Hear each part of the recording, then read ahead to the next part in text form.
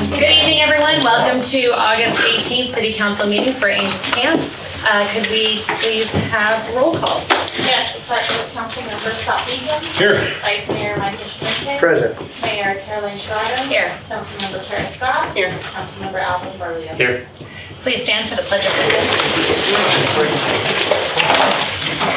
I pledge allegiance to the flag of the United States of America and to the republic for which it stands, one nation, under God, indivisible, with liberty and justice for all.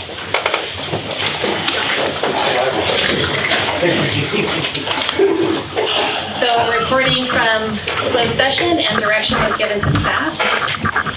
Next up, we have presentations, commendations. We have a presentation from the geophysical survey and pavement project progress and status. So Karen.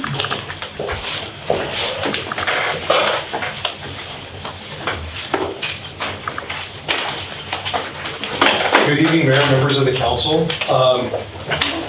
Today I'm providing a brief update on the two projects. We'll start with the secondary water source exploration project. Yesterday afternoon, I received a draft report from Willowstick, who is our consultant that was doing the geophysics survey. It's a non-invasive survey on the property out by the water treatment plant. We have found several locations which have been identified as preferred locations where we may want to consider further exploring by drilling a well to develop that site. Right now, it's still kind of in the sausage making process. It's a draft report. We're reviewing it. I provided a copy to Chris for review, for comments. We will be going back and forth with them. Mike Hardy was here probably 8 months ago. He is prepared on the 15th of September council meeting to present our findings, like a 15-minute PowerPoint presentation at that time to kind of put a bow around it and have a direction as to where we want to move forward, and then we'll be back in the council's hands as to where we want to go to the next phase of the process, which would be actually drilling a test well out there. Was that vague enough to give you guys an update? Mm-hmm. Any questions I can answer? 15th. What's that? The 15th. The 15th of September. Okay. 15th of September, yep.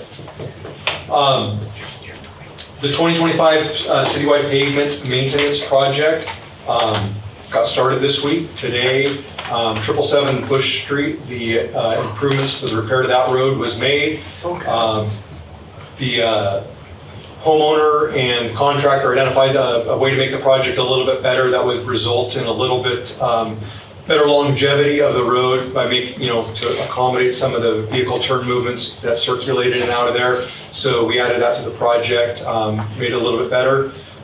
Tomorrow they will be working on Greenhorn Creek, and they should be done by Friday.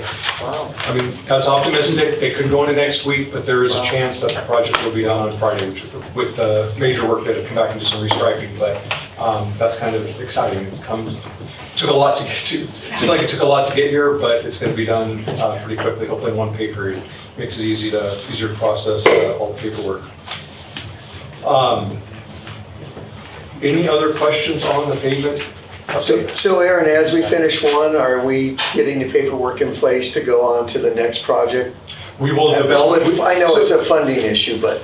Yeah, so our next step in that process will be to survey all the streets, including Vallecito Road, which was brought up last year. We haven't forgot about that, but we want to get the PCIs on all the streets in the city and make sure we're looking at the best available information, and then we will design a project to implement from there, which will follow the funding decision that was made in June for the Arctic funds. Yeah. Any other questions? No? No, not even started, that's awesome. Yeah. Great. Yep, awesome. Good news. Thank It'll you. be done before the next council meeting. Thank you. Thank you. Item number 9, approval of the agenda as posted or amended.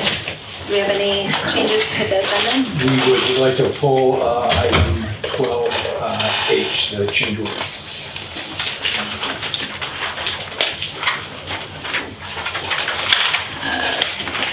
Any other changes to the agenda? Public comment?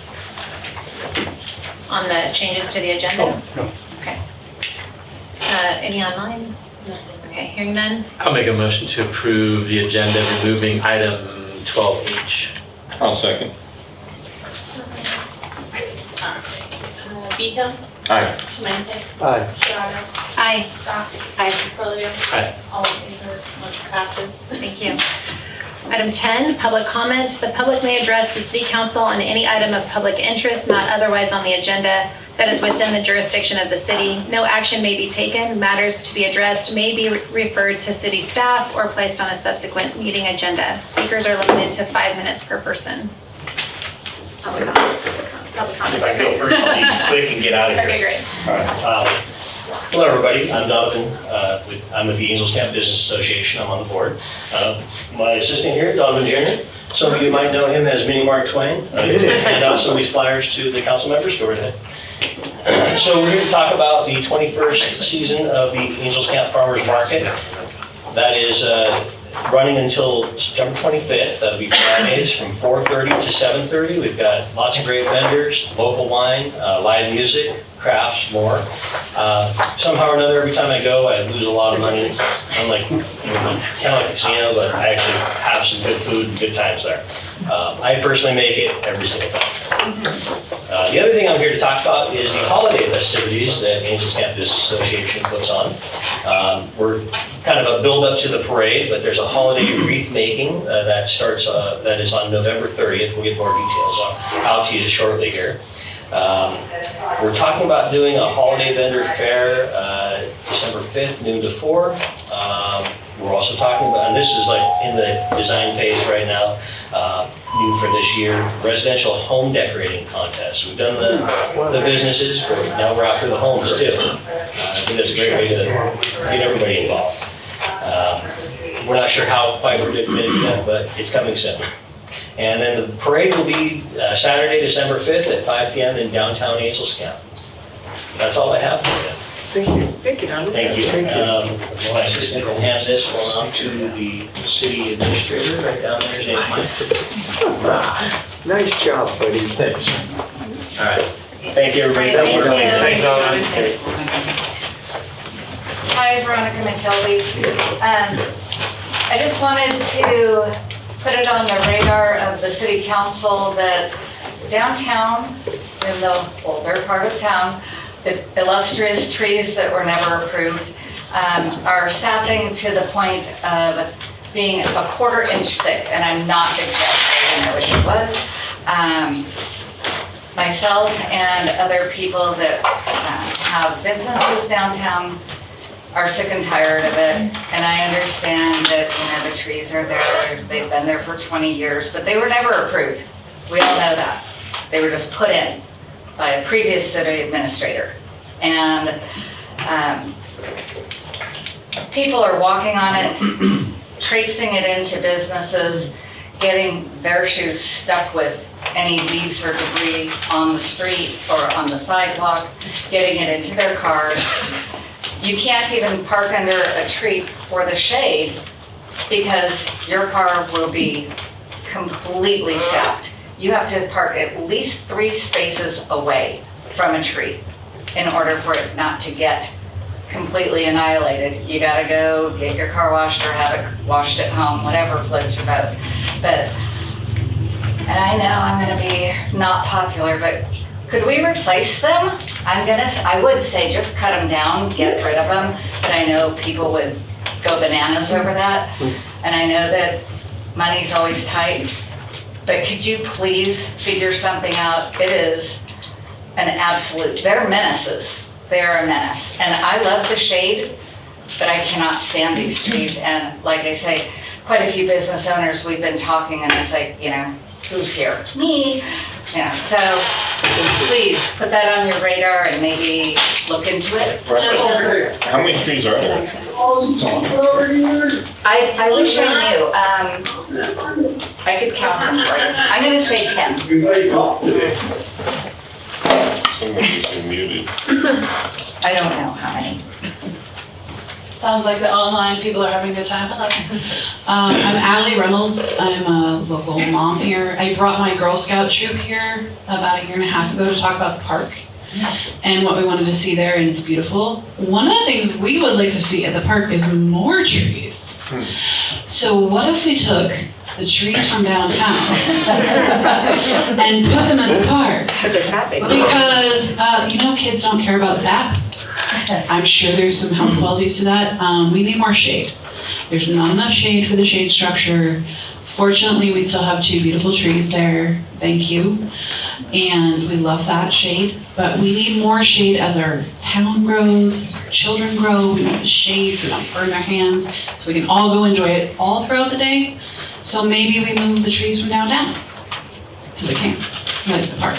And we can all benefit, and that seems, I'm not an engineer, it seems easier, but as a mom who would like to take her kids to the park before they're too big, please get us some shade, we would love that. But thank you for what you're doing. Thank you.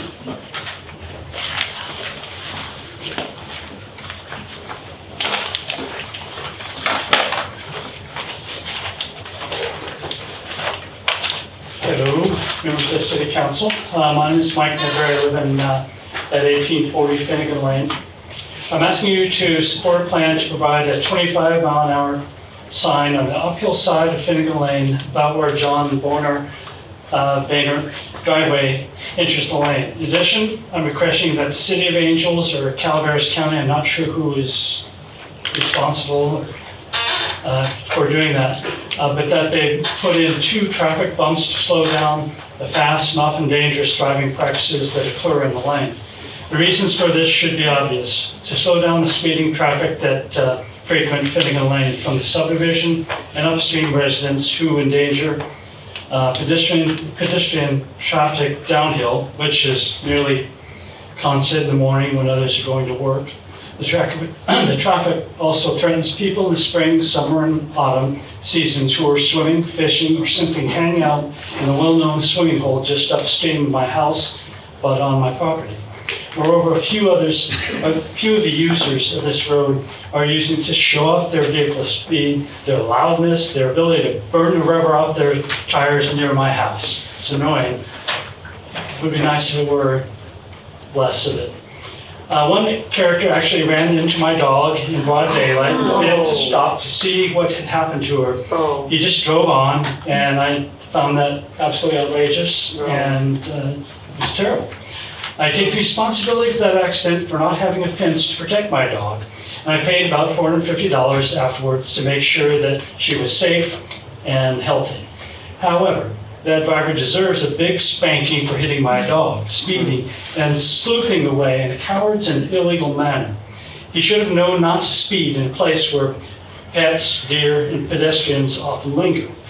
I've also blocked a 10-foot piece of land from parking at the tail end of my driveway, where I had often had to take extreme maneuvers to avoid hitting the parked cars for me to get out of my driveway. I've allowed people to always walk across my land to swim or relax in Angels Creek. I know what a beautiful place it is. That's why I bought this land. I bought a few I didn't bring them. Well, they're just these bent pieces where I just set them, and they just were ripping them down. It was just amazing what they do. And so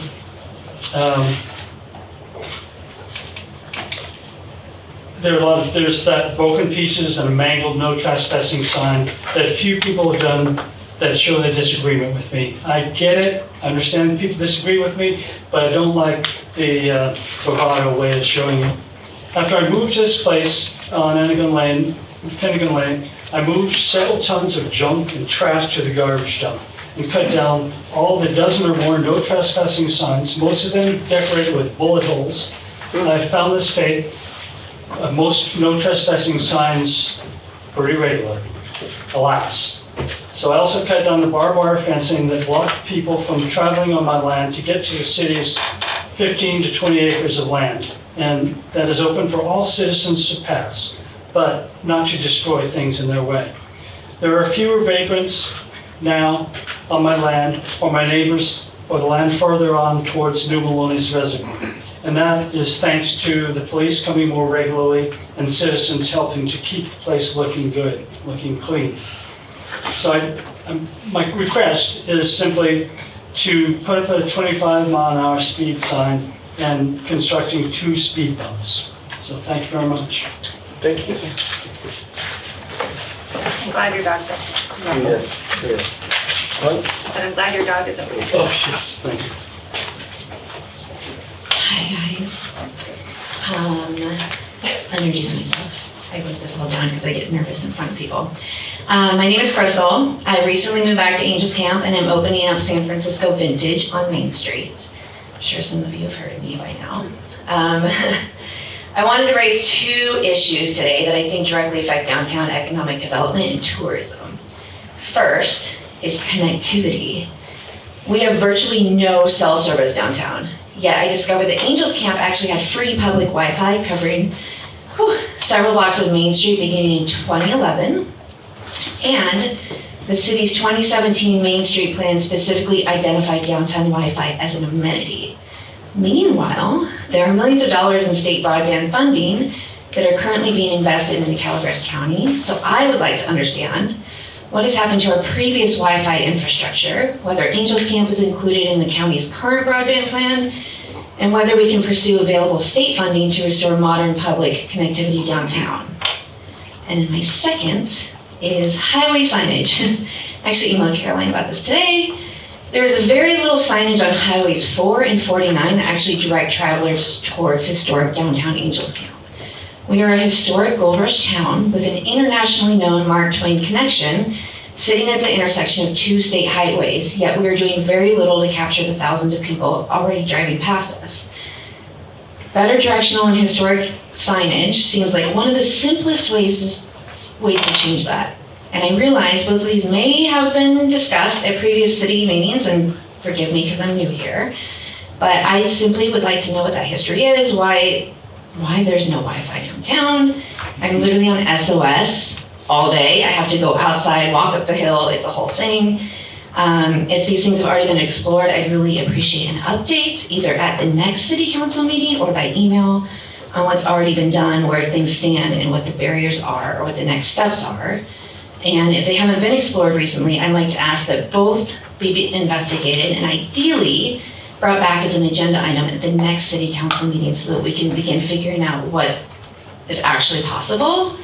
I know they're both tangible things that we can work on together to support Main Street businesses and improve the visitor experience and bring more people downtown. That's all I got. Thank you.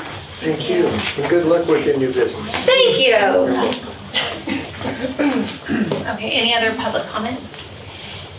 Any public comment online?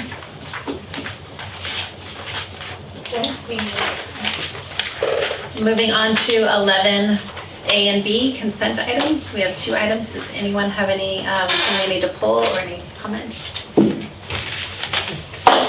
Any public comment on consent items? Any online? Okay. Bringing it back. I make a motion to approve. Second. All in favor? Aye. Aye. Motion carries. Thank you. Item 12A, public hearing, introduce, waive second reading by substitution of title, and consider adoption of ordinance 555, amending Angels Municipal Code section 17.06.060, adding barbering and cosmetology to allowable home occupations with development standards. Amy. Mayor and council members, as you'll recall, you first heard this at our last meeting. This is the second reading.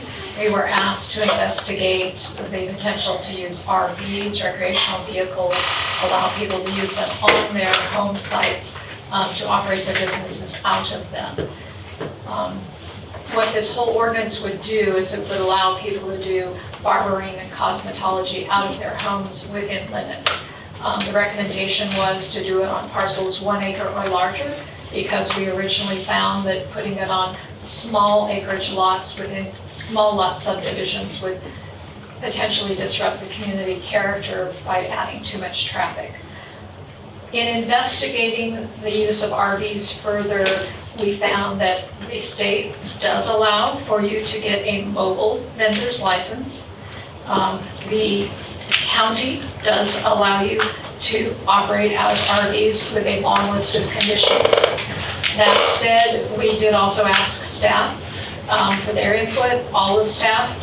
As you know, the Planning Commission recommended that it not be allowed in RVs by a 4-to-1 vote. The one dissent had nothing to do with the RVs. It was based solely on not wanting to allow this use in neighborhoods. In talking to our code enforcement officer, there is concern that we have a bunch of ordinances that we passed within the last couple of years in order to reduce the number of people living in RVs throughout the city. It would be very difficult to tell if somebody was living in their RV when it's hooked up to electricity. You see lights on inside. The conclusion is usually somebody is living in it. But in this case, if we do allow the use of RVs for home occupations, it would become more difficult. Secondly, we were asked about sewage disposal. So in talking to Chris, learn something every day, learn that when you hold your waste in an RV, it has no oxygen.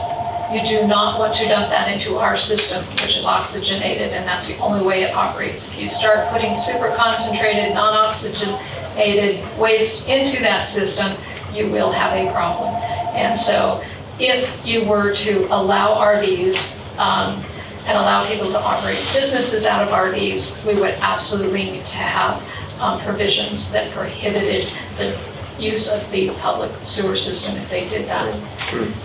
That said, our police department basically agreed a lot with the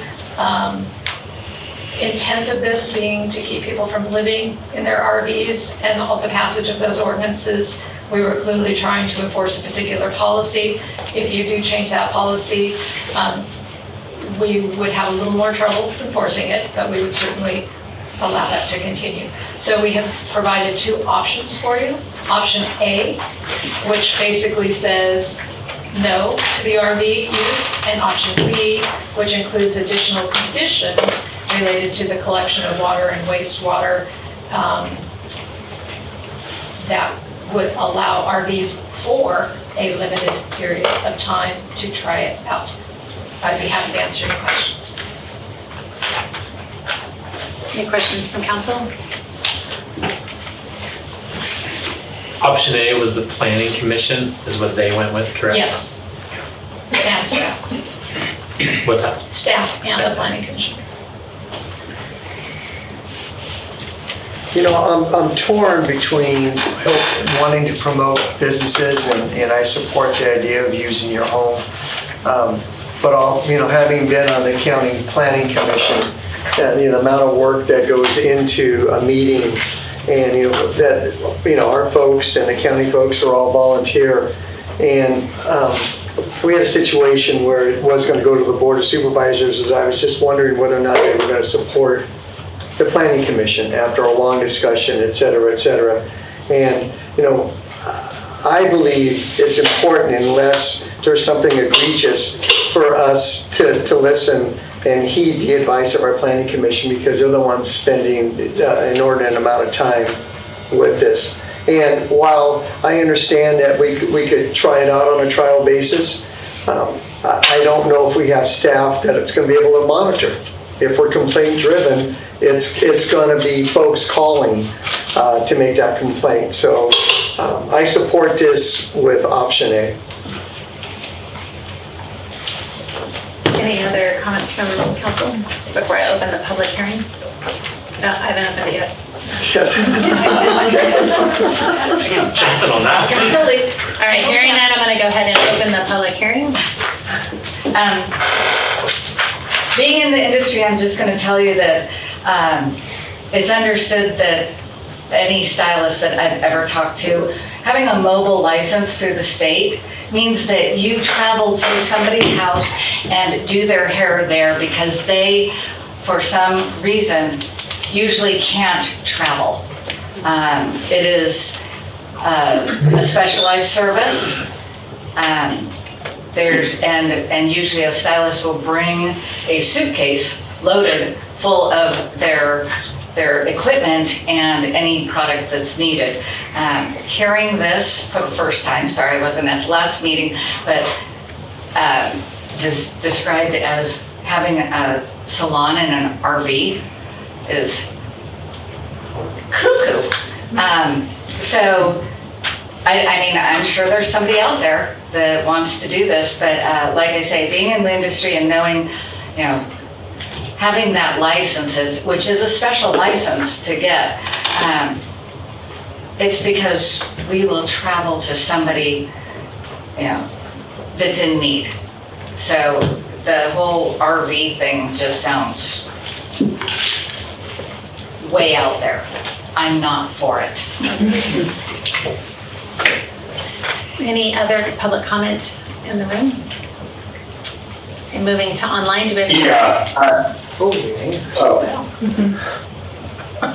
Okay, public comment. So, hello, you guys hear me? Yeah. Yep. Okay, cool. My name's Kyle. I'm Sarah's husband, and I'm 100% disabled due to the Army. And we wanted to go with the RV because, one, our house is small. We have 6 kids.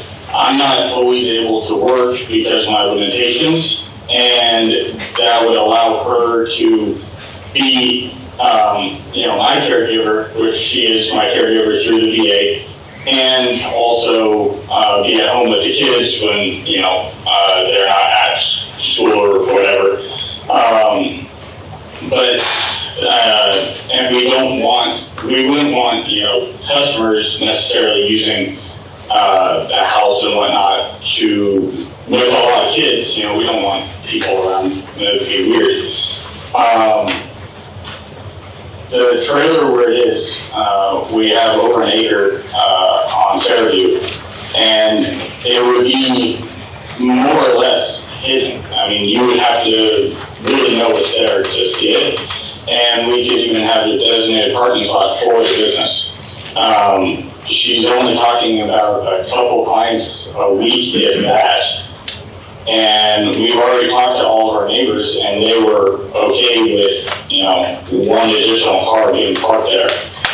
The trailer it's non-op. It's not a mobile business at all. We picked a trailer just because it's kind of like I think it was built in the 50s or maybe 60s, and it's got that old nostalgia charm to it. And, we can even pull the wheels off if it needs to be actually non-op, and put, and even cut the hitch off to make sure it's not going to be moved. As far as house power, there is no reason for it to be plugged in at all. RVs already run 12-volt lighting, and her stuff can be charged off the inverter and the batteries, which is solar powered, off the RV itself. The water issue, and I know there's been a lot of talk about the sewage, is just a hand washing station. She's not producing any chemicals. There's nothing to do with that. And at the end of every day, she has to, or not the end of every day, but she would have the Gary's Rent-A-Cam come pump it, and just sit this little tray or bottle or whatever that goes under the sink for her just to wash her hands.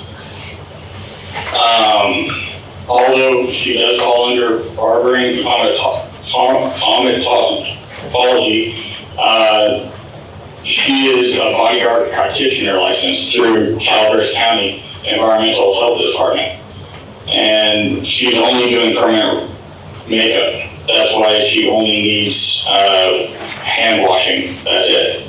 So I just wanted to thank you for all your time, and I hope that factors into something. Thank you.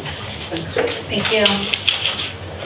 Do we have anyone else online that has a public comment? Something to say? Nothing else online. Anyone else in the room that wants to have a public comment? Do I have to use mine? Yes. Ah.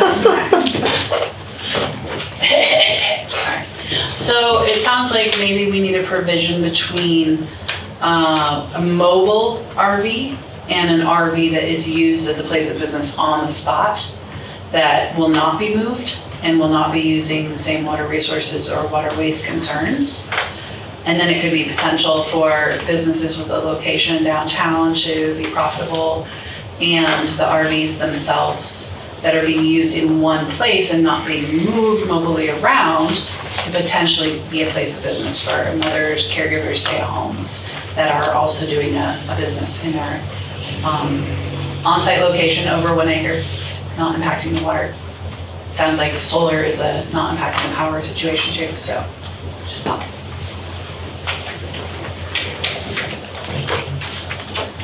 Any other public comment before we close the hearing? Okay, hearing none, I'm gonna go ahead and close the hearing, bring it back to the council for any further comment. I got it, we're good. I do too. Yeah, Sure that. I'm going to support option B. In this particular case, we've got about 1.25 acres, maybe 1.5 acres. The location of the trailer is not obtrusive at all. They even have room for parking off street, and I just don't see the impact being that great.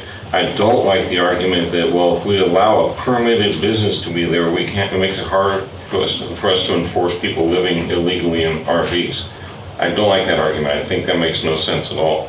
And as far as the sewage, I don't know anything about RV sewage, but if I owned one and I had a business there, I imagine I would keep it pumped and keep it pretty clean. So I don't see any reason that we can't help a couple with 6 children be employed at their own home on over 1 acre.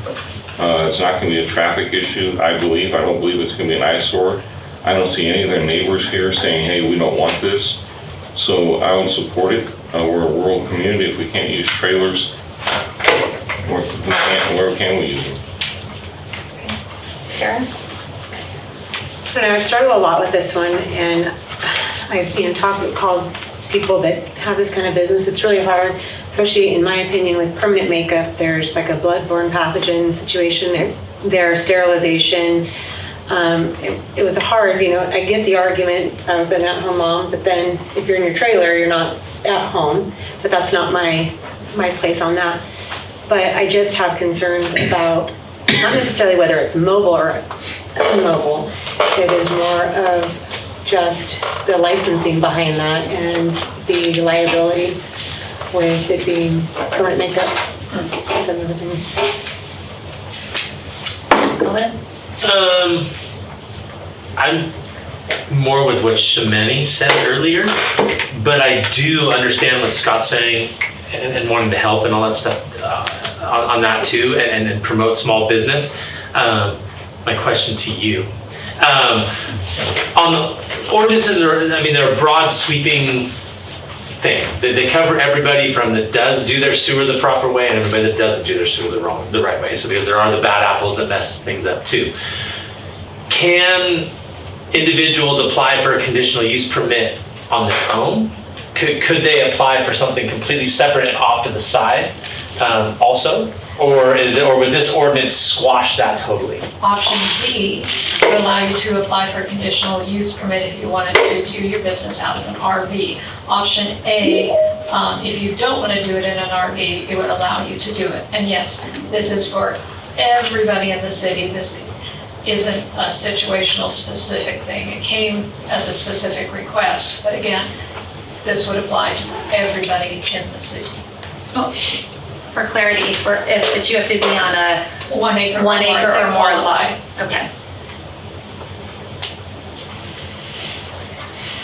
And I'd even be open to add a condition, over 1 acre, and you have to be able to accommodate off-street parking. And that's something you would address on a case-by-case basis through the use permit process. Right. You could certainly do that. Right. And do neighbors have an opportunity to respond to the conditional use permit? All neighbors within 300 feet would be notified. They were not on this because it is a citywide ordinance. Right. So you would not have neighbors to show up here to express any concerns because they were not notified other than the notification in the newspaper. And you did mention there's a provision for it in the state and a The provision state for the allows- county with a lot of conditions. Yes. Can we follow the county? I hate it when the city, We've incorporated penalized those for being in the city. conditions for option B, okay, if you allow it to be in an RV. I will add, we would be highly unlikely to be looking at an RV that was non-operational and taking off the wheels. That would in fact be not consistent with our ordinance. You need to have an operational vehicle. You cannot have non-operational vehicles parked in your. so can we piggyback off what the county offers so that the citizens of Angels Camp aren't penalized for being inside the city limits? So the county does not allow this as a home occupation, that's the difference. And they only issue this if you go and you get your mobile permit also from the state of California for cosmetology. So this isn't just a county thing. The county doesn't just issue you a permit to do this. You get your permit from the state, and then the county does what in effect is enforcement on the health and safety issues associated with that. Okay, So, so that's something that we can do. so Amy, could we send this back to the planning commission and make this a conditional use?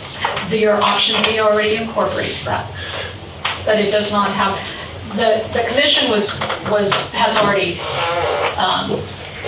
weighed in. They do not want RVs used. We certainly could go back and tell them what if it's a conditional use. Their indication to me was not that they would change their mind if it was a conditional use. They were pretty adamant about not wanting to use RVs. But if you'd like to direct us to do that, you can, or you can select option B. And what was their rationale? What was some of the discussion that occurred during that? Because of the code enforcement issues that we've had in the past, Code enforcement. not encouraging people to use their RVs for anything other than camping. So it'd be okay to use a tough shed? Surprisingly, if you wanted to do an addition to your house to accommodate it, or add a room to your house, that is something that would be a home occupation. You can use a garage that is attached. Sounds kind of silly to me. Okay. Could you use a tent? Could you use a tent? No. Or are we just picking on RVs?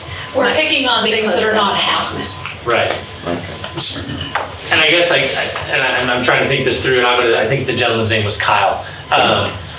His wife's got this thing outside that's really cute and perfect, and in 1952, and it's a great little color, and she puts out flowers or whatever that's going to happen, and it's really cute. But what happens when there's one that somebody doesn't like, but it's the same 1952, but it's now and what somebody else would consider an eyesore. Somebody may consider it beautiful, and somebody else consider it. I don't know. It gets sticky on it for me. And the one thing is, was there some reason, could we postpone this and send out the mailer to the folks that live 300 feet? We can't do that. No, because this is not for a specific project. Oh, okay. This is okay. an ordinance that would cover Okay, everybody who all right, qualified in all right, the thank city. you. Okay. Those notices will go out if we had an application from one person for a conditional use permit. And this ordinance, if someone else had an acre and a half and wanted to open, it's just for this particular cosmetology, correct? So if I wanted to open, I had an acre and a half and I had an RV, I would come to the city for a permit to open up this business? Actually, under option A, you would not do it in an RV. Right, You would right. do it in your house. Option B, you would do it in an RV. And yes, in both cases, you need to have an acre or more. So this ordinance only applies for people who want to do cosmetology or barbering, nothing else, Correct, as a home occupation. as a home occupation? Yes, that's the whole key there, is that it's a home occupation. Okay. And the idea behind home occupations has been, since they were created, that you maintain the character of the neighborhood. You maintain the traffic generation in the neighborhood. It's a residential area first. It's a home occupation second. We usually get accountants. We get online sales type thing. The only reason we even ventured this far with an occupation like this was because the state has authorized you to do cottage food now. out of your house, which now allows some traffic generation. So we did not feel it was fair to allow that, but not allow this as an option. But somebody could put, I'll use the people in San Andreas that have the cute little homes. They could plunk one of those down and use that as, If we could call it as a garage or an ADU or something like that. Correct. Those, under our current code, you can do things in a garage. We would try to find a way to interpret that as being a garage.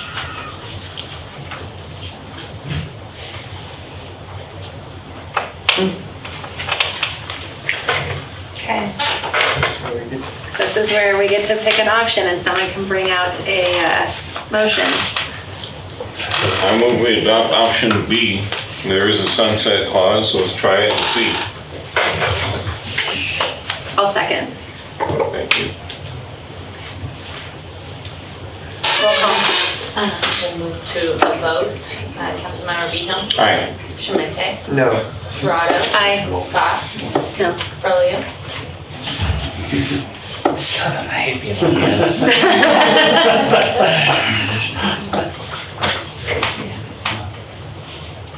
No. I'm gonna go to planning commission. Motion does not pass. So I'll make a motion to go with item A.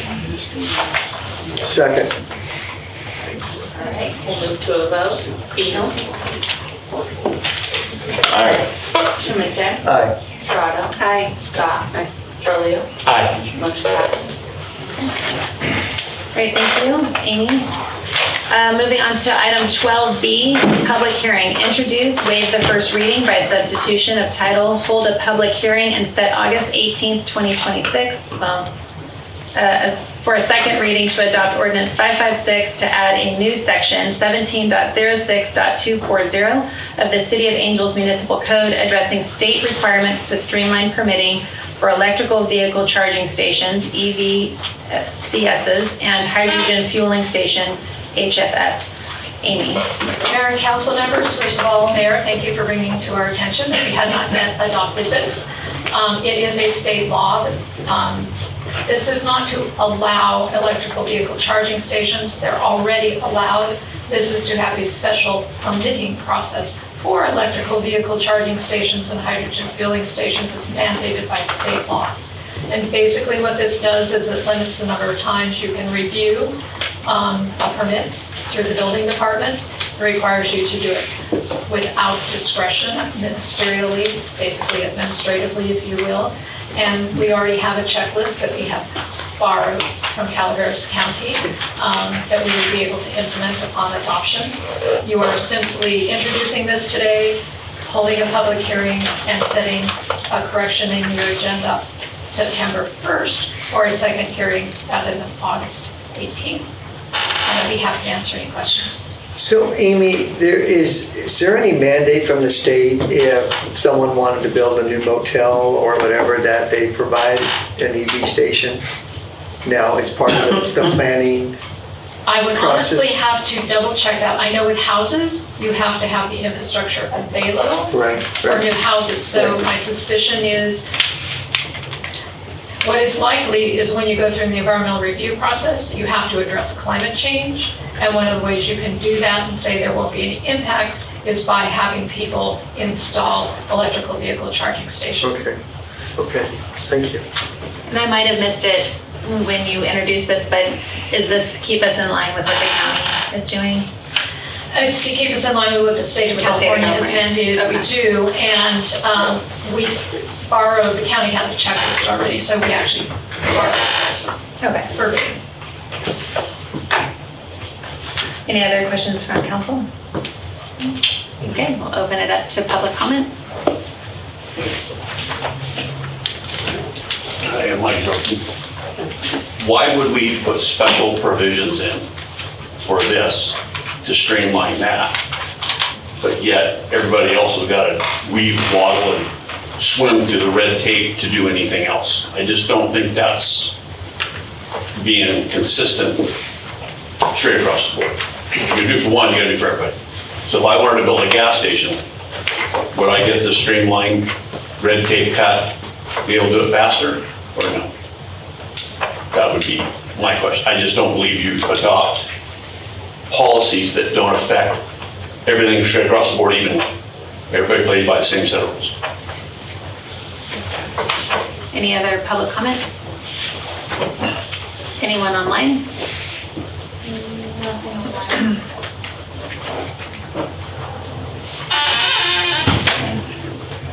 We'll bring it. Nothing to do, first reading. Nothing to do, okay. So we'll be back on September 1st for the second reading. Okay, moving on to item 12C, public hearing resolution 2673, considering and approving the city's 2024-20 to 2028 permanent local housing allocation, PLHA, 5-year plan and authorizing acquisition of 2024 to 2028 formula allocation, PLHA funds. Amy. Mayor and council members, we're asking that you have a public hearing to receive input on the plan. And basically what this is monies collected by the state that get allocated on a formula basis to cities and counties, but you have to ask for it and you have to have an approved plan. Right. We previously used $253,000, which was open to competition for that. Habitat for Humanity submitted a proposal and they were awarded $253,000 approximately to help pay construction costs for the houses that they have about to be built. This goes on to the next 5 years. 2 of those years have been released, the funding, and we would get, with your approval tonight, $118,000 with the potential to secure up to about another $220,000 over the life of the 5-year plan. I'd be happy to answer any questions. So my only question, Amy, is the last paragraph of the background. The previous 5-year plan initially included all 3 categories. However, interest in funding was primarily for home ownership. Therefore, to avoid amending the 5-year plan, this plan includes only home ownership.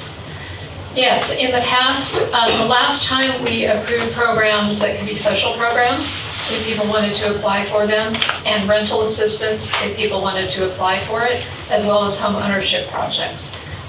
We were, despite reaching out to multiple agencies and personally inviting them to apply, they chose not to. They felt perhaps that it was a high level of effort to submit a proposal. Some people just flat out said they had bigger fish to pursue, a lot more money, and that amount of money wasn't necessarily worth pursuing. So we had to amend our plan not once, not twice, but 3 times in order to get rid of all of those other activities we had proposed, and we had to bring it back to you each time. So we can include all of them. You can direct us to do that. We'd be happy to do that. And then we would amend it if we did not get proposals for the other categories.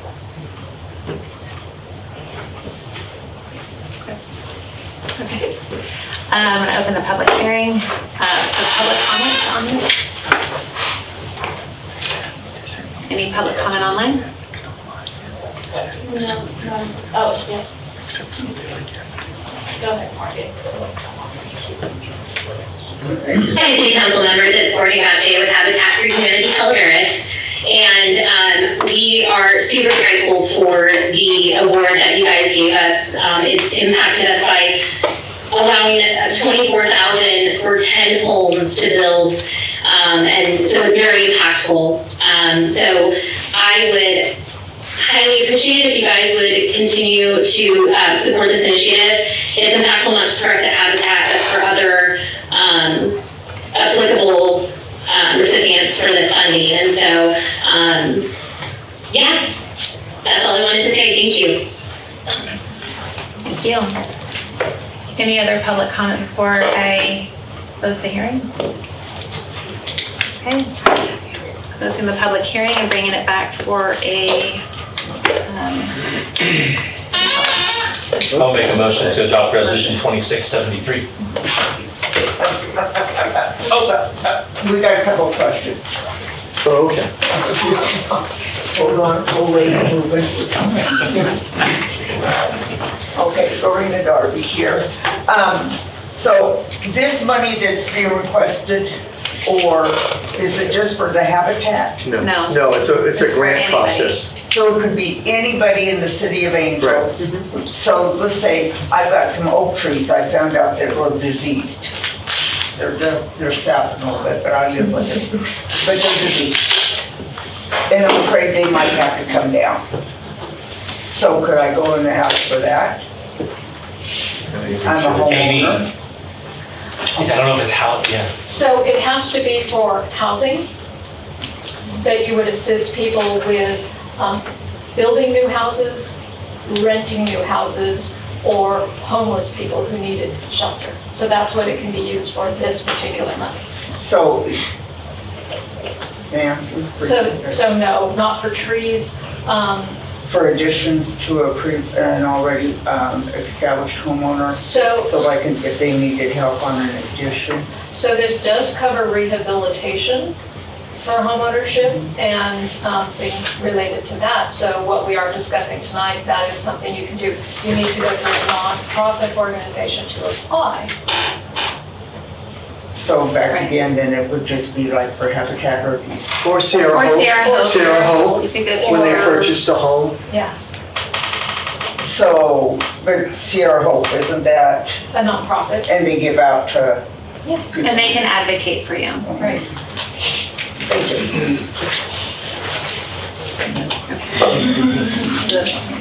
Are we doing, did someone put a motion out? I did. Okay. I'll second. All right, Karen, your second for the motion. Roll call, Beecham. Aye. Schmidt. Aye. Sharada. Aye. Scott. Aye. Williams. Aye. Motion passes. All right, item number 12D, ordinance. Urgency ordinance 559, establishing a 45-day moratorium on acceptance, processing, and approval of data centers in the City of Angels Camp. Amy. Mayor and council members, there was a little bit of confusion about this. This ordinance is to not allow data centers in the city for at least 45 days while we do research. The reason for this at this time is because, as many of you know, Amador County did in fact have one application for one. That's what pushed Calaveras County to pursue the same ordinance. They will be, under direction of the board, on a vote of 5-0, be pursuing a similar ordinance. Because of the way state law is set up, you first do an ordinance to stop things right now, and then on September 15th, if you pass this tonight by a 4/5 vote, we will then extend that to August of 2027. And then as of that date, if we have not already made an ordinance that addresses it, we then have one more year. So we get a total of 2 years to go through the process and make a decision. This is being brought to you because, as many of you know, when you put a lot of servers in a small space or a very, very big space, there are different levels. There are small ones, there are medium ones, and there are very, very large ones that take hundreds of acres. There are medium ones, and those are not uncommon, that take enough land that we do in fact have within the city limits where some could be located. They use a lot of electricity, sometimes enough to, there was an example of 250,000 single-family homes for a 30 megawatt data center. They would be the same as 250,000 homes. And it was consuming 10 and up to 50% of people's electrical power, and the grid couldn't handle it. Well, also, it's not just the grid and the electricity, but that generates heat. And in order to cool down the heat, it also takes an enormous amount of water. So the most recent move, as they're trying to do in Amador County, is locate these next to renewable energy sources. That in Amador is basically next to an old biomass facility, and they're going to try to find a way to do that instead of electricity to do that. They also have something that would heat and cool water in a circulating system that they want to try out. So there are many downs that you hear about. There is technology that might change that over the coming years. But right now, we would like a chance to look further into it because we are very concerned that we would not be able, our electrical grid, to handle it right now. We would not have enough water to handle it right now. And even things like using biomass, it increases the amount of trucks you have to have hauling it in, and that is another issue. And even more than that, we were talking about it earlier, having to have cell service and broadband brought in. That doesn't just impact the footprint of the site, it also impacts everything. And then does it bring in jobs? During building it does. There is disagreement about what it does in the long term. The medium-sized ones can have 30 professional jobs in them. So some of the big ones can have up to 1,000 employees in them. But there is debate as to whether that offsets the impacts. So that's a lot to throw at you. Just wanted to put that out there. We thought we should try to get this done sooner rather than later. And I'd be happy to answer any questions. I have a question. Yeah. Can you explain again how the 45 days buys us 2 years? Yeah, so you first, under the government code, when you do an urgency ordinance, by law, you can only do it for 45 days. That gives you a chance to look at things, think about it, come back, and then we have to do a public notice. We did not have to do one for the first 45 days. We could just freeze everything. We are in the process of publishing a public notice if you approve this tonight. That will then allow us to go longer. 2 years. Got it, okay. Yeah, because I was going to suggest 90 days because I know the state of Texas right now is going through this exact thing.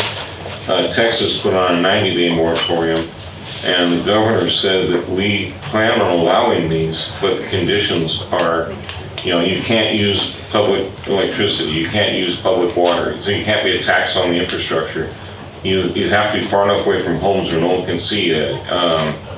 In other words, you had to have a financial benefit to the community, had to lower their bills or their property taxes. In Georgia, they did that. So some of them, the earlier ones are causing havoc, they're horrible. But some of the newer ones are really looking like they're really beneficial.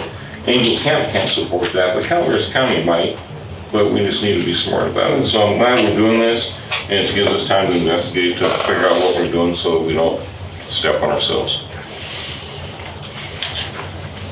You have any comments? No, kind of in agreement with Scott down there. I mean, if they need water, Utica Power can sell it. 30 jobs brought to Angels Camp would be nothing to shake a stick at either, though, if that was 30 full-time professional jobs. But I do understand there's a whole lot to come with them too, so which is scary. There's a lot of security jobs generally with them. Yeah, which is a scary thing. So I'm good for the 45-day moratorium at the moment, I think. But I think I don't want to turn away things either. There's a lot of tax. The only way the city functions and the county functions and government in general is off of taxation. So however tax is generated, there's a lot that bleeds out of this county too. I don't want to always lose out on stuff either. So I think it needs to be looked at very hard. So. I think Scott's point is well taken. I think the more that are installed, the more that we'll learn. And let's not be kind of the guinea pigs and the first to go bite. But I mean, at some point, if they do iron out all the issues and problems, it may be worth something exploring. But I support the 45-day moratorium so that we can get more information and go in that direction. If we don't have any other comments, we'll open it up for public comment. My name's Edwin Arroyo. Thank you for clearing that up, because that was part of the confusion that I wanted to come talk about tonight, was the 45-day period. Because I was going, wow, there's not much teeth to that at all. 45 days is not much. And all in all, I think that's a big red flag for our county, for our city, and all the above. I mean, you can say that it can be from a small to a large, but even a small one can take anywhere from 5 to 800 acres. Part of where they plotted some of this out was on Carson Creek. So let's go to Natural Bridges and look at the data center, right? I mean, that's what people are here for. They come here to see Calaveras County the way it is.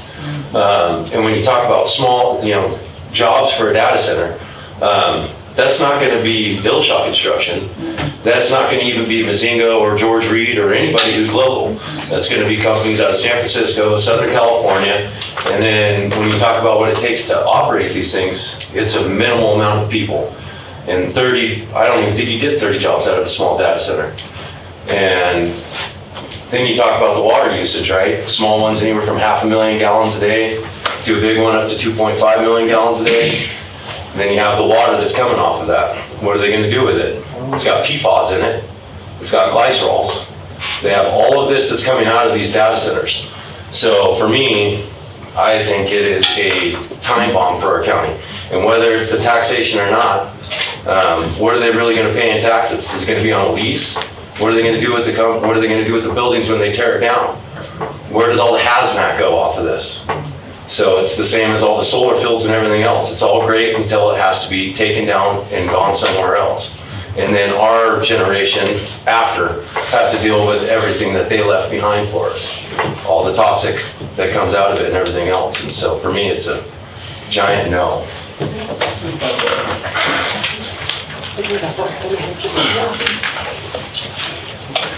I'm really glad that Amy did talk about this and clear up the 45 days because of course, to reiterate, that was just like, what? Calaveras County is small, Angels Camp is smaller. Even if say it was the perfect build and there was no contaminants, dream world, right? And where are all those people gonna live? We're not that big. And like Scott said, maybe in the future, but Angels Camp should never be the guinea pig. Never. I say, we are a beautiful little town. We pride ourselves with our historic district. It's like, let's make sure that we preserve our way of life here. Sometime in the future, who knows? Maybe if they can figure it out and make it clean. But I'm not going to hold my breath now. I just had a quick question for Amy. If they adopt the 45-day and then they do the year, can you at any point during that time change your mind and go forward? Or are you locked in for the year or the 2 years or, are you painting yourself in a box or is there a way out of that? Or a way to extend it? You can bring it back and rescind it. Okay. I agree 100% with what Ed just said. He's spot on. But I also am old enough to know that Tranex, it was called Tranex. Most people don't remember it. They took over the old bowling alley up there. Do you even know it was a bowling alley? Fitness sport, fitness used to be a bowling alley. And when they came to town, man, that people were up in arms. Oh, there's PCBs and that. It's going to contaminate everything. And they have mitigated whatever they needed to mitigate. And I'm not discounting. I agree with you. You can't build this next to a creek. But also, I've looked at the one in Amador County. Are you guys familiar with that one? It's built on the old biomass plant. It was the Lynette coal mine. There's millions of gallons of water there. That's the most fertile area in the world. Now, can they mitigate it and make it right? Don't know. So I just say, I don't think we should paint ourselves in a box, but I also don't think we should just open the doors up and let them come destroy our community. As far as you're saying about the housing, with development comes money. And people will buy land and they'll develop. Our water and wastewater facilities need to be expanded for everybody here. Right? So there's something to look at. I'm just saying, I don't think we should paint ourselves in a box and say, we're not doing nothing for X amount of years, because if it does, like Scott says, they do get things moving in the right direction where you can bring stuff in at a smaller level and environmentally sound. Yeah. I agree though, because I have seen they put the windmills in and they're cutting the blades up and hauling them all the way back into Vegas and New Arizona and all these places are burying them and they can't do another one of them. So I don't want to see that either. So anyway, I was just curious about that.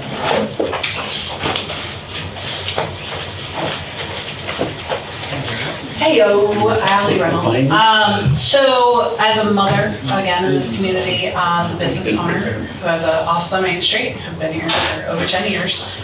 And as a sound practitioner who does singing bowls and understands the impact of vibration on our bodies and electromagnetic frequencies, I'm a huge advocate for not polluting our water, for not polluting our children's brains with radiation frequencies they don't need in our little community. There's a reason our phones have an airplane mode. We live in airplane mode here. People come here to go on vacation, and there's a reason, and a lot of that is the very positive energy we have here that positively impacts our children, our communities, our mental health, nature. And when we interrupt that vibration in their brains and in the future generations here by bringing in an outside source, that's all it does. That is literally what it does, and it impacts the wallets of billionaires elsewhere. And what is it doing for us right here? Do we need the data centers for the AI to impact our lives here in Angels Camp in a positive way? I would say no, because I'm in technology, but also I'm not, because I am conscious of it. So we have to be very thoughtful about how we're impacting the development of the young children, the creativity, the natural habitat that we have here that is a treasure. Our water here is a gem. We are so lucky to have it.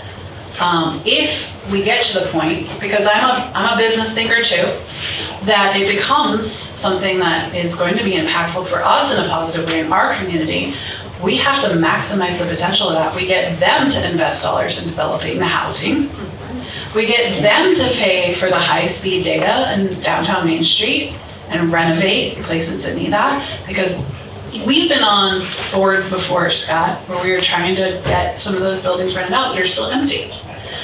And until we have the dollars to invest to turn those things over and allow new businesses to come in as thriving businesses in downtown, which will take some deep wallets, it will be worth considering when we get to that point, but maximize the potential for our community on all of those levels. And do not give it away just because it's available, because moms, children everywhere, we need our mental health. We live in airplane mode. Let's keep it in airplane mode as long as we can. Thank you. Thank you.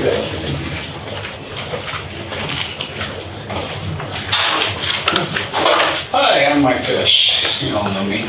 Anyways, I'm here for a California Public Records request for an NDA on the data centers. I want to know if anybody in the city administration, city attorney, etc., city administrator, has signed an NDA for a data centers. Okay. Thank you.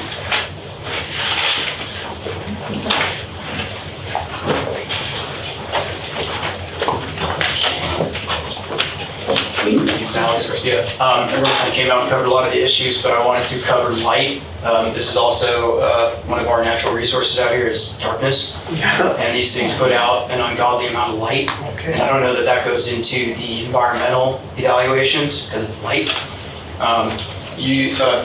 This lady over here mentioned the resonance, and that's something that needs to be really studied because it's not being studied. And it travels through solids, it travels through the home, it travels through the ground. You become the speaker, as I understand, lower frequencies and the amplitude that they're putting off. So I am also hoping that we can see total transparency of whatever you guys come up with over the next 45 days so that the community can audit it and evaluate whether the touch points have been touched. I have a question regarding the moratorium. If you engage in the moratorium and then that through line, does that mean that the City of Angels or Calaveras County cannot say we don't want this for sure, staking it over the course of that time, or is that also an option? Well, for the next 45 days, we would not even accept an application. Then we would go to up to a year, and that would stay in place unless you elected a city council that wanted to change that. And then do you just extend it another year? Does it go year by year? They would come back to the council? Okay. So the city can for sure say within the 45 days, hey, we've done enough research in 20 days, we say no now. You're not committed to it getting extended to the year mark? No. I don't.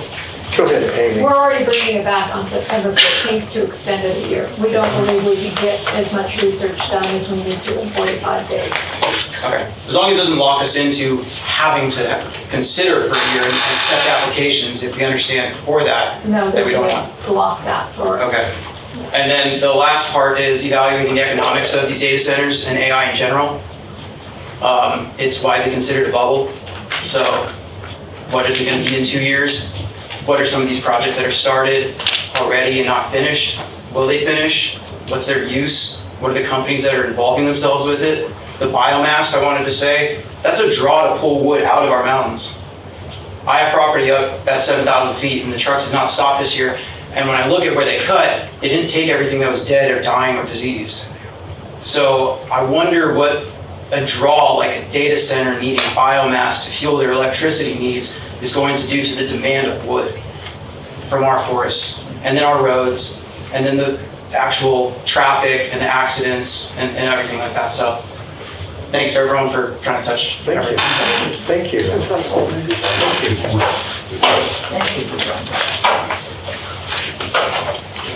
Any other public comment in the room? Moving to online, do you have any public comment?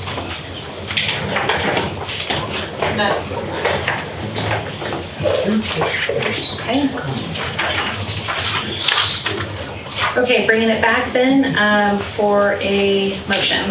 I make a motion to approve the urgency ordinance 559 establishing a 45-day moratorium. I'll second. Whoever you want to say. Roll call, Vito. Aye. Shemente. Aye. Sharada. Aye. Scott. Aye. Lilia.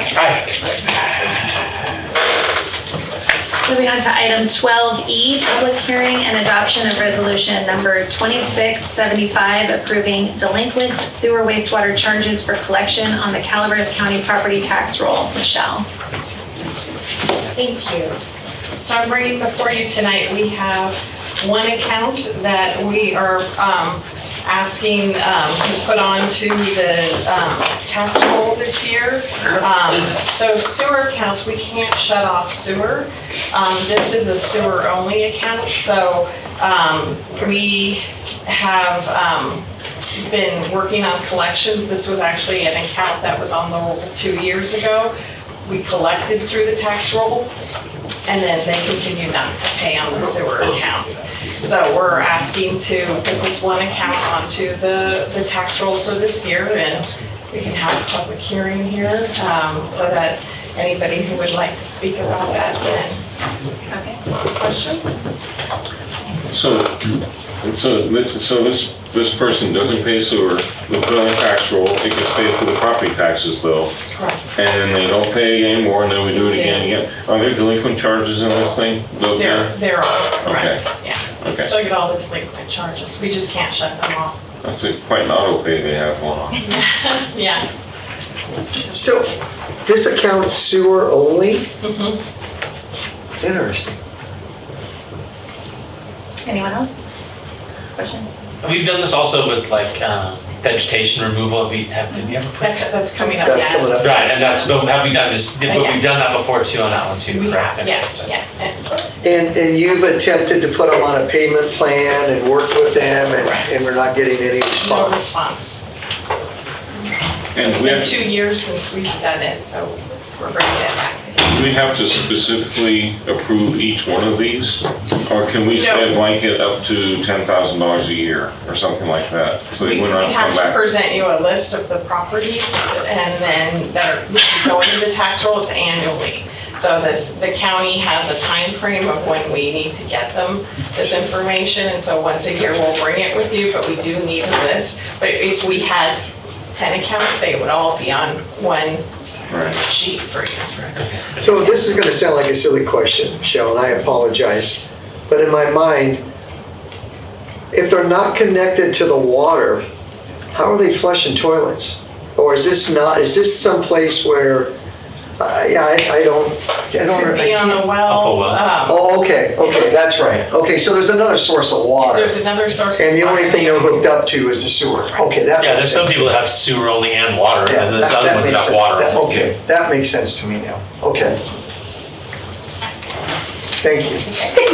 Bless you. Thank you. All right, if there's no more comments from council, I'll move it to public comment. Any public comment? I have a question. You're gonna get your steps in. Sorry, hi, I'm a new pain. Yeah, is it a residential or a commercial account? Residential. Okay, thank you. Any other public comment? Anyone online? Nothing online. Okay. Bringing it back for a motion. Actually, The that's what we- resolution. I'll make a motion to adopt resolution number 2675. I'll second. I was waiting for you. Yeah, it's your turn. Roll call, Vito. Aye. Schmidt. Aye. Sharada. Aye. Scott. Aye. Burley. Aye. Motion passes. Thank you. Item number 12F, resolution number 2676, confirmation of weed abatement costs and placement of assessments on property tax roll. Michelle. Thank you. So I'm bringing forth, for you tonight, Michael could not, our building inspector, code enforcement, and fire inspector, he couldn't be here tonight. But we are bringing what Alvin was speaking about, our weed abatement ordinance. The process started back in May, where there were over 150 lots notified. About 40% complied at that time. There was a second letter that went out at the end of May. Then another 40% of that group complied, and then we were down to about 25 individual properties that were issued citation warnings. And then there were letters sent out for non-compliance. Then by early July, he got it down to about 9 individuals, and now we're at 3. So these 3 lots were out of compliance. We hired an individual to come. We went through, the bidding process. We selected someone to come out and clear the lots, and so that work has already been done. So what we're asking is to put onto the tax roll for those 3 properties what we paid to clear their lots for them. Okay. Any questions from council? Public comment on this one? Michelle, could you tell us, from that first process, that first notification to the actual weed abatement that took place, how long is that, and what was that final time frame of finally getting those lots cleared? I'm getting the lots cleared, so the process began May 5th, so the beginning of May, and let me see, and then the lots were cleared, I want to say it was the end of July. I have some invoices here. So about 2-3 months, yeah. Okay. But there's notifications that go out. Correct. So I'm glad there's notifications, but what's concerning to me is that it takes them so many notifications to get lots cleared. The end of July? Okay, well, I don't know, maybe it could, I'm hoping that maybe there could be a way to speed that process up a little. So the fire issue and the safety issue could be taken care of by, before July 1st. I don't know. I'm not up there anymore, and I'm not you. I don't know, Will, are you still online? No. But I would think legally there's a process by which we have to give notification. And, you send the first letter out, then you give them 30 days, and they don't, then you go back and you institute something, then you have to send another letter.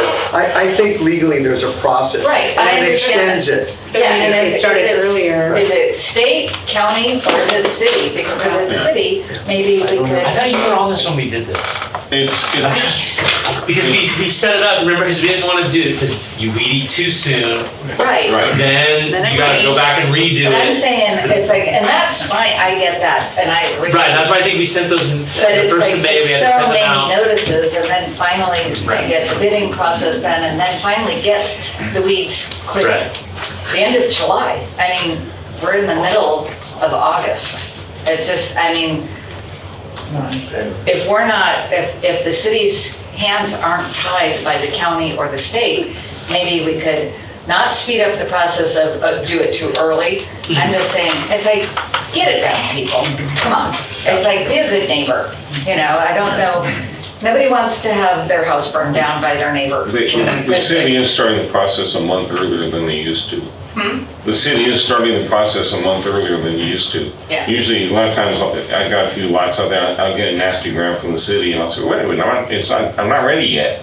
You know, we'll get it in May, and we don't want to do it that early because of the late Right. rain will make us have to do it again. Yeah, like I say, I mean, But at the least first notice. But the notice is out there, it's out there a month earlier than it used to be. Yeah. So there's, It's like, there's hey, you know, time's coming. Make sure that, you know, again, don't clear them too early where they regrow. But at the same time, getting it finally done, you know, by the end of July, it's like, okay, you know, neighbors are out there doing it for them and, you know, that's not cool. It's like, be a good neighbor. Yeah. Council, we did have some discussion about this because when we got those late spring rains, and so there was a little bit of like, we want to slow down just a little bit because you're gonna weed eat and then they're gonna pop back up again. And so the decision was we just slowed it a little bit so that people had enough time that were waiting to get it done one time and then have through the real fire season.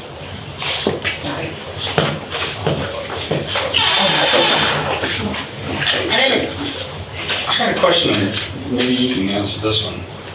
Can you, because you're having to put out so much time and effort and money to do these abatement orders, you know, these orders, is there any way to recoup that cost?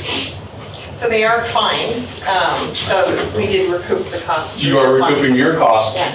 for that? Correct. And then we're putting on the tax roll the On the cost. tax roll, so the cost, Yeah. yeah. Yeah. And if I remember, we did it prior, we actually attached like the bill to show the bill to the guy, yeah, so. Yeah. So all your administration cost is in that? It's in In that too. that fine, yeah. Okay. Yeah. Secondly, if you take a drive around town, like me and Mike I wanted Mike to go do, take a drive around town, you're talking about people's property, look at the city's property. A lot of it hasn't been touched in 15 years. It hasn't been, had nothing done with it. So I'm just pointing that one out too. That's what I was going in the dark again. I've been thinking about this anyway, so I was glad it was brought up. I've got probably for my own mind, but when you have put in all those new planters along with the sidewalks, so what is going to go with those? Like in front of Dollar General, whatever, they're all weeds. They're all, you know, you've got this beautiful sidewalks going in and these flower bed things, but nothing in there. So whose responsibility is for that beautification? Because same thing, when I take a drive uptown or what, it just looks like heck sometimes where it can be a beautiful thing. I mean, it's the same in all, you know, this is, you preach until you die on this one and I'll take it to my grave. You go down to the annex also. Son of a gun, it'd be beautiful drive. I mean, some houses really need work, but the banks are so ugly. So then my second question is, and I talked to Nate about this with the fire department a couple years ago, is the blackberries along the creek. When I was young, those were maintained. They took those down all the time because they were a fire hazard. Well, I said to Mike one day, I was out on my daughter's property on Park Avenue, and I just happened to look down the creek through the annex, and I went, oh, you know, there's a major fire hazard going on down there. Because if a fire started down in those blackberries, it would jump those trees, the citrus trees that are going down there. Well, then you're on Finnegan Lane, the fire is taken out, it's on Finnegan Lane, then crosses over to the highway, up to Trian's property, so it blocked that all off. And it's just a major fire hazard. I mean, we've been really lucky that that hasn't happened. So who maintains those blackberry bushes again? I know out here that Sutton's Construction did this along the creek here, and it was nice, and it made it easy access for the grandkids to go fishing, which was nice. But they haven't been maintained for quite a while that I'm aware of. I could be probably wrong. Who does maintain those and take them down? We used to get the prisoners, I think. Yeah, no, I've wrote that down. Yeah, okay. Yeah. I mean, We're working on Swiss cheese sometimes. Keep it on. Yeah, thank you. So, but it's, I've just been curious. I'm not putting blame or anything. I'm just, We're probably not supposed to talk back and forth, but when you're looking down the annex, looking down the creek, are you looking at the county property? Because at some point, the city limits don't go too far down Finnegan on the south what side. I'm talking about is going out towards fairgrounds, the annex out that way. Okay. So what you're doing is it'd be anything from the bridge down to the car wash. Oh, And especially then, let's say from the bridge to Park Avenue or Sonora Street, up there. So it'd be the bank on the left-hand side. That is just, I mean, I don't know who's responsible. I want to say it's the sidewalk is just a horrible mess up there. And, you know, we expect our young kids to walk since there's no, you know, the buses don't pick them up for school anymore. So they have to use that sidewalk. It's just a mess out there. But I've been, you know, I'm just carrying on the same preach and prayer that my mother ordered about 50 years ago. Nothing ever gets done out there. And we've got a nasty little problem brewing. So, I mean, kind of keep aware of it, guys. Maybe we do something too. Anyway, thank you very much. thank you. Come to the next Caltrans update, because they have, Oh, Cal. no, I'll talk to you. Just to, oh, I'm sorry, I'm Kate Darby. I live on Park Avenue. Just to follow up on the weed abatement and my mother's concern. I see the properties listed that are the ones remaining.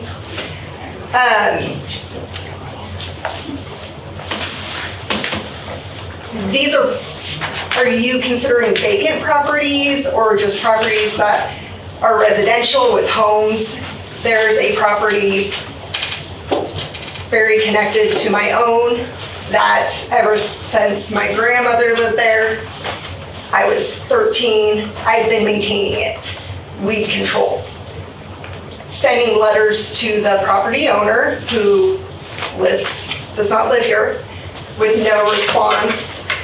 My grandmother would reach out to the fire department, trying to find out what they can do to cite the property owner to try to get some control, because it does back right up to the creek. All of the blackberry bushes, so many dead oak trees. It is a complete fire hazard. And I'm just wondering, driving through town, however these were assessed, I don't know how this lot could have been missed. And so I'm just wondering what exactly the requirements were that you guys were assessing, looking for. That's a good question. Good question. That's just, Good yeah, question. and we haven't, it's just been kind of forgotten about over the years because there's never been anything that has come from it, from reaching out to the property owner or the fire department with their attempts to reach out to the property owner. And life's busy.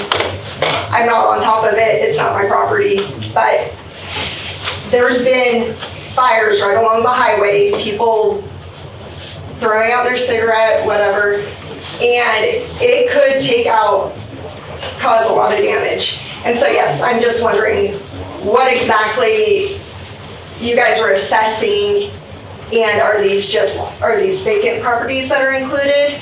And can I reach out to the city tomorrow? Yes, with an actual yes. parcel number? And did you say that you were maintaining it, or you've gone out there and maintained it? I have for the last 25 years. Okay. Minus this year, life's been busy. So Yeah. thank you. Thank you.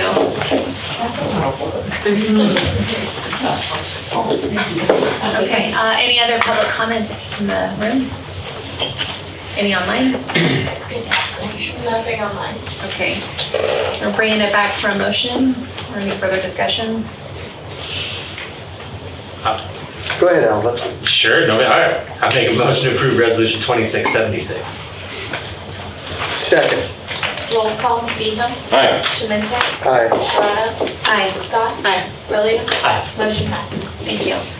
Item 12G, public hearing, public hearing, introduce, waive the first reading by substitution of title, hold a public hearing and set September 1st, 2026 for a second hearing to consider ordinance 558 to add a new section 2.08.065 of the City of Angels Municipal Code addressing the city administrator's authority to sign documents.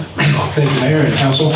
This is a little bit of a housekeeping item. The state law requires that the mayor sign all of the documents you see listed in particular contracts and the like. And recently, the state has begun to really enforce that. So where in the past, the council would approve something and the city administrator might be able to make changes to it, to approve it. It goes back and forth sometimes. There's some correspondence that occurs. Previously, I was have to track down the mayor to get a signature. So what we're asking to do is, under state law, we can also pass an ordinance that would change that and would essentially allow your city administrator to sign things that the council has already passed. It doesn't add any new authority, but simply says once the council has approved it, then the city administrator can take it from there. Additionally, since we're going to get into the municipal code, in reviewing that, we noticed that you'll see that it says the city administrator's contract authority is limited to $15,000. That is not in compliance with the purchasing manual. And so we'd like to make that change as well, where it simply just refers to the purchasing policy, and we can update that by resolution as we need it. And so this is a change, really two changes to the municipal code accordingly. Okay, thank you. Do we have any questions? I just think this makes perfect sense. We're not a manager of the city. Our city administrator is our CEO, and this makes perfect sense. And he's only signing documents that we've approved. Right. So, yeah. Any other comments or questions? Any public comment? Anything online? Nothing. Thank you. Bringing it back for a motion. I'll move the item. I'll second. Roll call, Vito. Aye. Shemenke. Aye. Sharada. Aye. Scott. Aye. Rowland. Okay, thank you.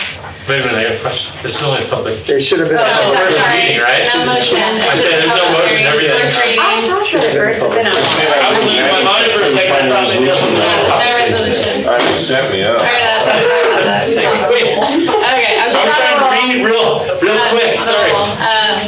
Okay, moving on to 12H, that item has been pulled, so we're gonna move to item I. It's the bid RFP award, authorize the city administrator to execute a construction contract for the critical water wastewater infrastructure protection project with Norwich and Sons for $1,492,820,000, and authorize the city administrator to approve supplemental work and change orders not to exceed $74,641. There's a website that's attached, so I'll hand it over to Mike. Thank you, Mayor and Council. You may recall we've discussed this expansion of the sewer project we completed through just outside here. This is the next phase that would get you from just outside where the bridge is on Vallecito and down 49 a little ways towards where the sewer plant is. You recall that a couple months ago we recognized that this funding was going to expire, and so we've been kind of in an expediting mode because FEMA is not doing extensions anymore.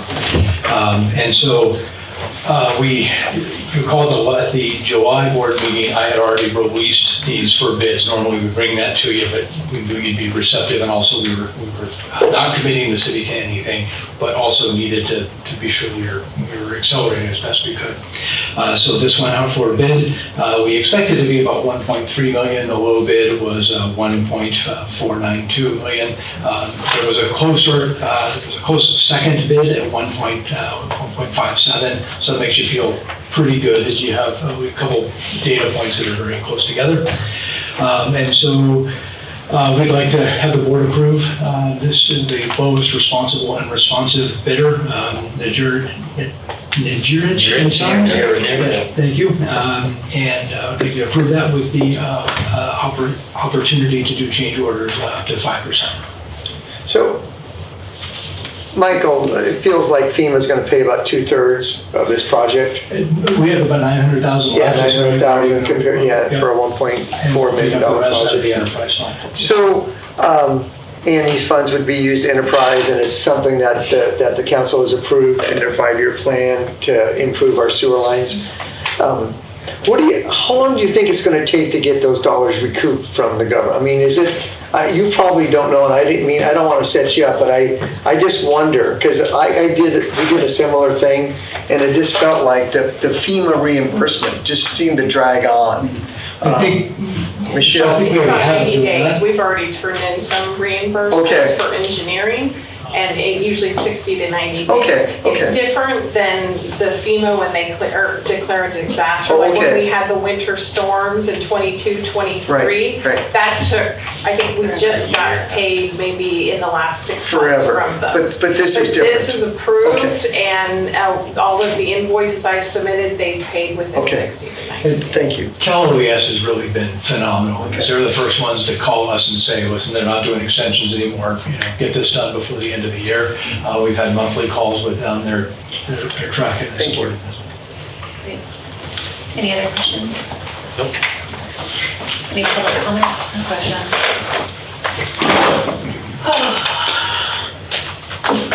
Hello, everyone. Was there any local organizations that bid on the contract? And is Madera and Sons a local organization? They're from Sonora. There's Sonora. Sonora. Okay.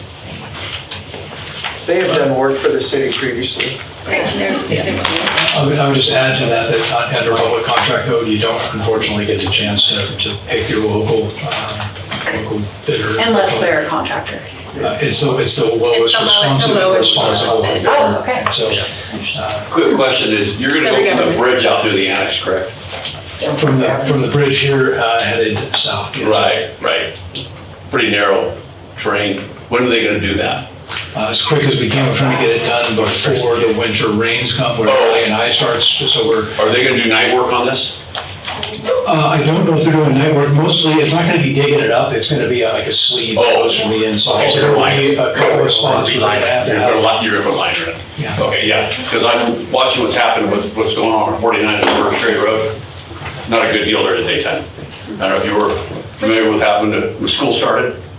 They had traffic back all the way past 4th Street, all the way down, so just keep that in mind. No, it's backed up to Travel Lodge. Oh, I didn't get that far, I turned off, said I have enough. Yeah, you do it. Okay. Any other public comment? Any online? Nothing online. Okay, thank you. All right. Bringing it back for a motion. I'll make a motion to authorize the city administrator to execute a construction contract for the critical water wastewater infrastructure protection project with Narration Sun. Do I need to keep going? That's good. I'll second. Roll call, Vito. Aye. Shemente. Aye. Sharada. Aye. Scott. Aye. Rowlia. You betcha. Okay, moving on to item 13, informational items. Do we have any? Do not. Great. 14, administration report. Yes, again, thank you, Mayor. A bunch going on. You've seen the updates that are in the agenda. I'd like to highlight a couple of those. Public Works has been particularly busy. They are now in the process of renewing their permits for both of the wastewater and the spray fields and the like, and also the stream discharge. The wastewater one in particular, last time we did that was 1998, so this is not a small lift to be sure we passed that. I feel very comfortable with Chris and his team down there, because this is a very significant endeavor. We just approved at least in concept, an agreement with the Museum Foundation about how the admissions and annual memberships will be handled. So that's worked out pretty well between the museum and CVB and the foundation. Planning has been quite busy. We have Foundry Lane now is I think moving forward pretty well. A couple of things still have to happen, but we have at least a schematic for where the road would go, and so that's working well. The LOI was signed by all the involved parties. Habitat for Humanity, 8 homes have been permitted, and there's another 16 that have been funded for permitting, waiting for those next steps. A couple of big things on personnel. Unfortunately, between the last meeting and this, we now have 1 vacancy. We briefly had no vacancies flying at all, despite the fact that we've grown. We fired, in particular, as grown due to us taking on the Altigo Maloney's team. And of course, with the fires, they have been busy, as you might imagine. The water tender was 10 days of the GAN fire. The wildland truck was 14 days between GAN and timber. We've also had 8 days up at the shoot fire. All in all, that's raised about $300,000 in reimbursement from CAL FIRE. Our cost is, give or take, about 40% of that. So that's not necessarily profit, but it's money that goes back into the fire department. Additionally, because of the growth, not only now we're more flexible in terms of being able to accommodate vacations and other schedules, but 3 of our own internal firefighters were promoted from firefighter to engineer. Pretty happy about that. That's my report. All right, city council reports. Scott? I have no report. No report. Karen? Now, Scott and I did, though, attend a couple weeks ago the community event, the Calaveras County Community Foundation. Foundation. Yeah, that was really neat just to see what they're doing in the area and the different scholarships that they offer, and so that was neat to see because I haven't been to that. Yeah, I've forgotten about that, but it was actually a cool thing. Is one of my neighbors came up and said, I understand there were some people that lost their houses in the fire, in the GAN fire, and there's, families just, how can I get money to them? And I told him, go right to the foundation, set it up. So he's talking about setting up not only a donation for those families, but also an ongoing fund for victims of fire. That's wild. So that was a cool event because that sparked that sparked it. Yeah. That's very cool. Alvin, anything? We had Utica because we missed the last meeting. Oh, we did. So we hired a grant writer up to $5,000 to help us get some grants. We adopted an injury and prevention wellness kind of housekeeping stuff. We did not do the capital improvement plan. We held that off. What else? A new reserve policy we put into place and kind of just slid some numbers around and the more housekeeping. And what else did we do? Oh, we awarded the FERC contract, Part 12. We moved money and moving forward with the FERC exemption that we started. So that was, I think, about all I have. That would be my only report, but I just wanted to say we didn't hold our council meeting last time because of the GAN fire, but lots of thanks going out to our fire department, our fire chief, and everyone that responded and keeping it to not reaching the city, but unfortunately, we had some neighboring homes that were lost, but just wanted to give a shout out to all those firefighters out there that helped us through that. So. Michael, thank you. I thought you did an excellent job with your communication, keeping us informed in the community with the website and things like that. Thank you very much. Thank you. I got one more thing. Okay. No, I don't think Morgan's on anymore. But as Morgan Gagey was on earlier tonight, Habitat for Humanity, it's workforce housing. That's the price they're trying to hit. So if anybody's got any young kids out there working, need to go get a house, there is an opportunity to get one, hopefully maybe on the cheap or whatever. Well, not cheap anymore, but affordable. So send your kids or whoever. Lower interest rate. The lower interest rate than we'll give you. So either way. Can I ask what the interest rates are on that? Do you know? It was like 4.5, I want to say. Wow. It's a USDA loan. Yeah, it is less, I don't know. Yeah. Okay, and then city council calendar.